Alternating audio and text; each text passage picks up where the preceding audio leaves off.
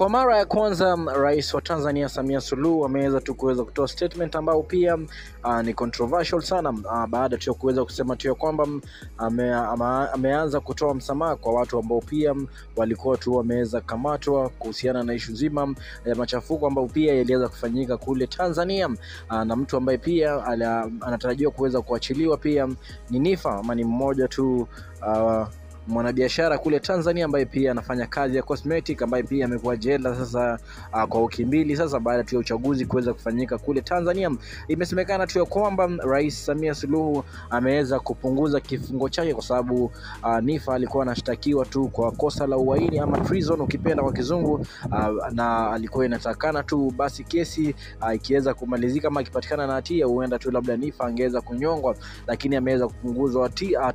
hatia yake na kuweza kusema tu ya kwamba aweze kushtakiwa kwa kosa mala kufungwa maisha, kitu ambacho pia kinaendelea kuzua reaction nyingi sana pale katika mitandao za kijamii, kwa sababu tu hapo jana alikuwa tu amesema kwamba ataweza kuwasamea wote, lakini nasemekana kwamba Niffer hataweza kusamehewa kabisa, bali tu hataweza kushtakiwa kwa kosa la uhaini, lakini kifungo ataweza kufungwa maisha kama tu kesi ama ataweza kushindwa kesi katika koti ambayo pia ni ya kijeshi kule Tanzania, kitu ambacho pia watu wengi tu zaidi wameendelea kumtetea Niffer pale katika mitandao za kijamii, wakisema tu ya kwamba walikuwa wanafikiria labda baada tu ya Samia Suluhu kuweza kusema kwamba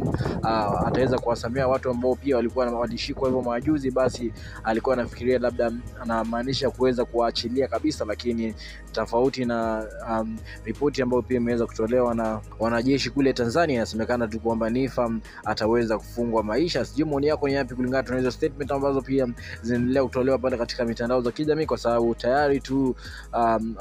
activists mbalimbali ikiwemo kutoka Kenya, Tanzania pamoja na Uganda wamejaribu tu kuendelea kusukuma Niffer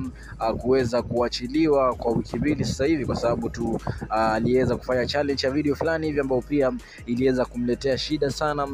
kule Tanzania, ikisemekana tu kwamba ni mmoja wa watu ambao pia waliweza kuchochea tu ghasia ama kuweza kuchochea watu kuandamana kule Tanzania. Ikisemekana tu issue ya Niffer ni tofauti kidogo kabisa, kwa sababu inasemekana tu ya kwamba serikali ya Tanzania iko na evidence ambayo pia ilikuwa inaonekana tu akiwa amefungua groups akijaribu tu kuweza kuincite watu ama kuweza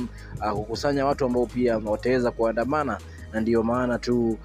yeye imekuwa ngumu kuweza kuachiliwa kama wafungwa wengine, ikisemekana tu ya kwamba kesi yake itaendelea tu akishtakiwa kwa kosa la kufungwa maisha, na sasa hivi tu sio uhaini tena ama treason. Ni issue ambayo pia atakuwa anafuatilia pale katika mitandao za kijamii, atakuwa na kuupdate katika Daku 254 na make sure umesub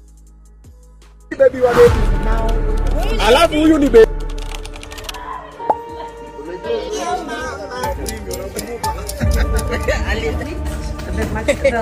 what's it called, blue band? Mafia muscular. You know what? Yeah, this is it.